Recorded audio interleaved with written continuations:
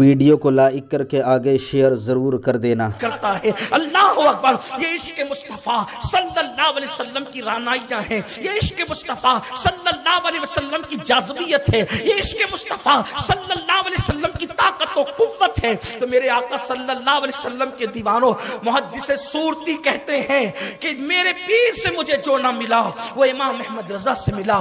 امام اہل سنت نے مجھے عشق رسول کی ترغیب دی ہے، عشق مصطفیٰ کے رنگ میں رنگا ہے۔ میرے پیارے آقا صلی اللہ علیہ وسلم کے پیارے دیوانوں، اس وقت امت مصطفیٰ، اس وقت امت مسلمہ جو آج در در کی بھکاری بن رہی ہے، امت مسلمہ جو ذلت کی وادیوں میں ڈھکیل دی گئی ہے، ذلت کے عمیق گار میں ڈھکیل دی گئی ہے، سب سے بڑی بات یہ ہے امت مصطفیٰ سے ان کا سرمایہ عشق رسول، ان کا سرمایہ محبت رسول، ان کا سرمایہ نسبت رسول جو ہے وہ چھین لیا گیا ہے۔ اقبال نے کہا تھا، جرمنی کی خاک چھاننے والے اقبال نے کہا تھا، یقین محکم عمل پہ ہم محبت فاتح عالم جہاد زندگانی میں ہے، یہ مردوں کی شمشیریں۔ اللہ اکبر، میرے آقا صلی اللہ علیہ وسلم کے دیوانوں، آج جن حالات سے امت مسلمہ گزر رہی ہے کم و بیش ایسے ہی حالات امام احمد رضا کے دور میں بھی تھے۔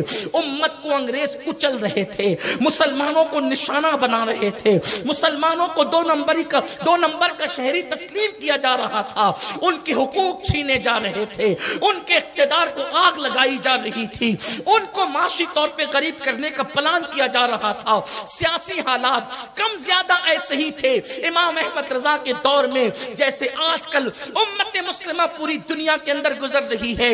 اس مرد قلندر کا سب سے بڑا کارنامہ یہ ہے کہ اس نے دنیا کو فکر دی ہے۔ اس کچلتے ہوئے دور میں، اس زوال پذیر دور میں، اس ستائے ہوئے دور میں، اس ذلت کے عمیق غار میں جب تم کو دنیا ڈھکیل رہی ہے، سنو، اگر آج تم تباہی سے محفوظ ہونا چاہتے ہو تو دامن مصطفیٰ کو پکڑو، مصطفیٰ جان رحمت کے دامن کو پکڑو، انہی سے محبت کرو، انہی سے عشق کرو، ان کی چاہت ہونی چاہیے، ان سے محبت ہونی چاہیے۔ تو انہوں نے کس طرح سے محبت کی اندازہ کرو کہ جب ان کے لاڈلے غوث پاک سے انہیں اتنا پیار تھا، ان کے نبی کے لاڈلے غوث پاک سے انہیں اتنا پیار تھا کہ ایک بار غوث پاک کی انہوں نے نیاز دلائی، فاتحہ دلائی۔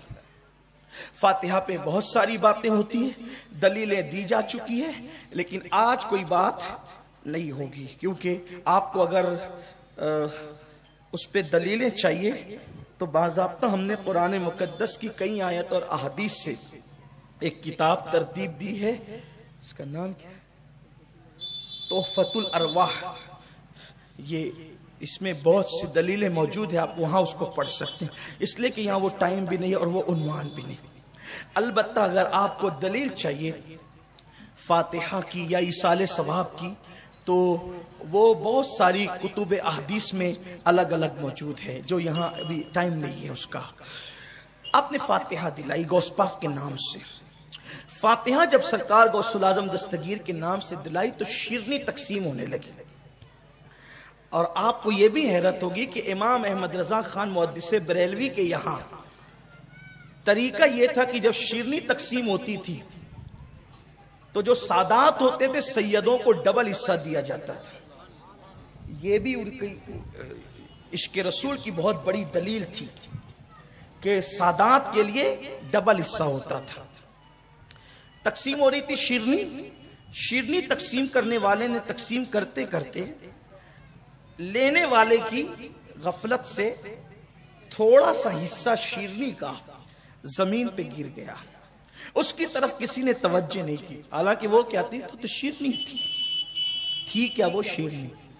دیکھیں، جب تک کہ مٹھائی حلوائی کی دکان پر ہے تو وہ صرف مٹھائی ہے، لیکن جب کسی اللہ والے کے نام پر اس اللہ والے کے نام سے اس پر فاتحہ ہو جائے تو پھر اب وہ مٹھائی نہیں رہ جاتی بلکہ وہ تبرک بن جاتا ہے۔ آپ کہیں گے یہ کیسے ہو جاتا ہے؟ ہم کہتے وہ ایسے ہو جاتا ہے، حدیث ہے۔ وہ تبرک کیسے بن جاتا ہے؟ ایک سیکنڈ میں، ایک منٹ میں، حدیث ہے۔ حضور علیہ السلام فرماتے ہیں جس کھانے پر بسم اللہ پڑھ لیا جائے وہ شیطان پہ حرام ہو جاتا ہے. جس کھانے پر بسم اللہ پڑھ لیا جائے وہ شیطان پر کیا ہو جاتا ہے؟ حرام ہو جاتا ہے. یہ بسم اللہ کیا ہے؟ یہ قرآن ہی تو ہے. بسم اللہ کیا ہے؟ قرآن ہی تو ہے. اب اس کا مطلب یہ ہے کہ حلوائی کی دکان پہ جب تک مٹھائی تھی تو اس کو انسان بھی کھا سکتا تھا اور شیطان بھی کھا سکتا تھا. لیکن جب اس پر قرآن پڑھ لیا گیا تب اس کو انسان تو کھا سکتا ہے مگر شیطان نہیں کھا سکتا. یہ حضور کی حدیث ہے. سبحان اللہ. یہ اللہ کے رسول علیہ السلام کی حدیث ہے.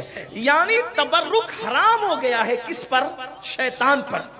تبرک حرام ہو گیا. دیکھیں قرآن پڑھنے کی برکت ہے. یہ قرآن پڑھنے کی برکت ہے. بسم اللہ شریف کے قرآن ہونے میں سمجھتا ہوں شاید کسی مسلمان کو اختلاف نہیں ہے. قرآن مقدس میں سورۃ النمل کے اندر بسم اللہ شریف لکھی ہوئی ہے. آئیے بسم اللہ شریف تو یہ قرآن کے الفاظ ہے. اور بسم اللہ کی برکت یہ ہے کہ بسم اللہ میں 19 حروف ہے. کتنے حروف ہیں؟ 19. جو بسم اللہ پڑھتا ہے تو وہ جہنم کے 19 دروازے ہیں. بسم اللہ پڑھنے کی برکت سے 19 دروازے جہنم کے اس کے لیے بند کر دیے جاتے ہیں. سوچے یہ بسم اللہ شریف کی برکت ہے. تو جب یہ تبرک بن گیا اب تو وہ صرف مٹھائی نہیں رہی بلکہ تبرک بن گیا. مٹھائی نہیں تھی، مٹھائی تھی لیکن اب وہ صرف مٹھائی نہیں بلکہ تبرک ہے. تو کسی کی غفلت سے وہ گر گیا نیچے. لوگوں نے دھیان نہیں دیا. امام اہل سنت اٹھے تو پوری محفل اٹھی. جب پوری محفل اٹھی تو لوگوں نے دیکھا کہ حضرت جا کہاں رہے ہیں، حضرت والا کہاں تشریف لے جا رہے ہیں. تو کیا دیکھا کہ امام اہل سنت اٹھ کر کے پھر نیچے بیٹھے 2 زانوں.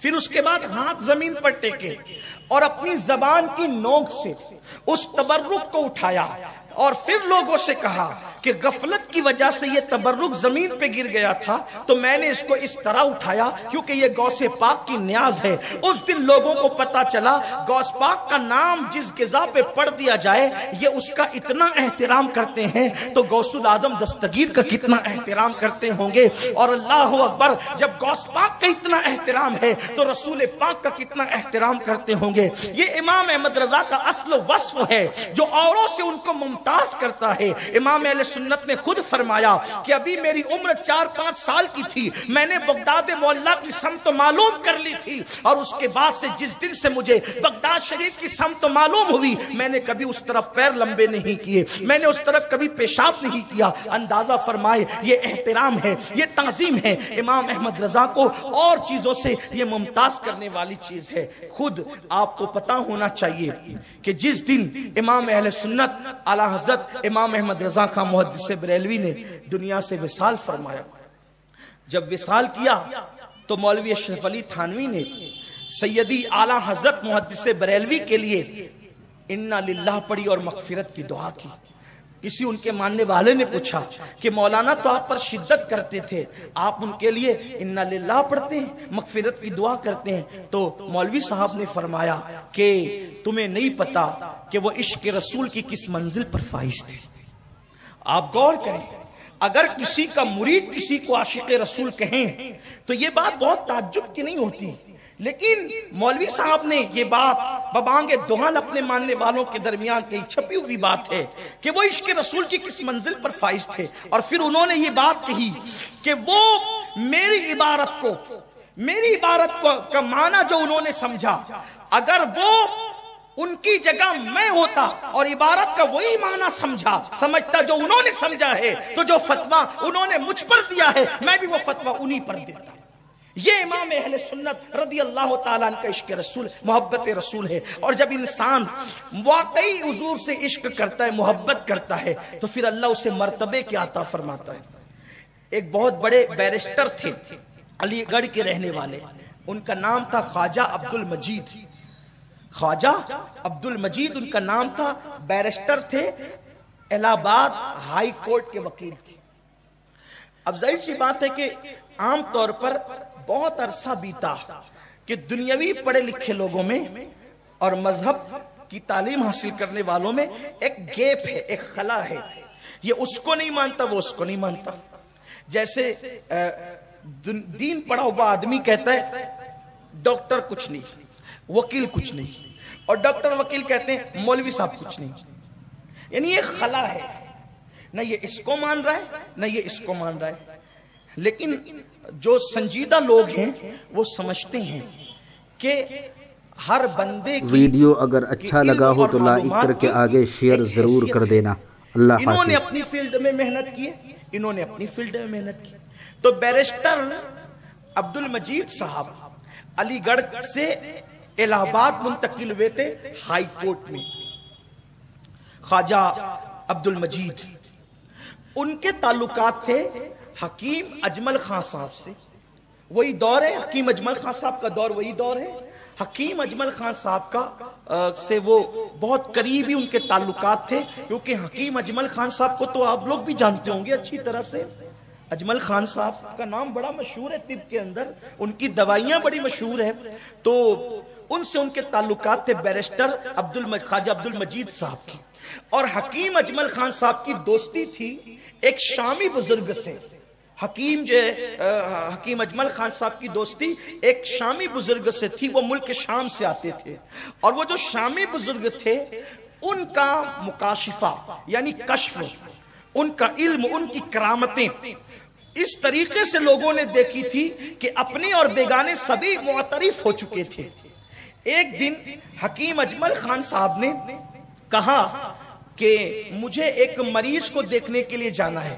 تو شامی بزرگ نے کہا میں بھی چلوں گا، اور بیرسٹر خواجہ عبد المجید نے کہا کہ میں بھی چلوں گا. تو یہ تینوں ساتھ ہو لیے. جب مریض کے پاس گئے تو حکیم صاحب نے نبض پکڑی، اور نبض پکڑ کر کے دیکھا کہ مریض کو ہوا کیا ہے. تو دیکھا تو نبضیں بتا رہی تھی کہ اس کو کچھ ہوا نہیں ہے. تو کچھ لیکن تھوڑی بہت دوا، ظاہر سی بات ہے ڈاکٹر کے پاس جائیں گے تو وہ خالی ہاتھ تو نہیں بھیجے گا، کچھ نہ کچھ تو اس کو دینا ہی ہے. عامل کے پاس جائیں گے وہ خالی ہاتھ تو نہیں بھیجے گا، کچھ نہ کچھ تو اس کو دینا ہی ہے. اس لیے کہ جو ڈاکٹر اتنا شریف ہو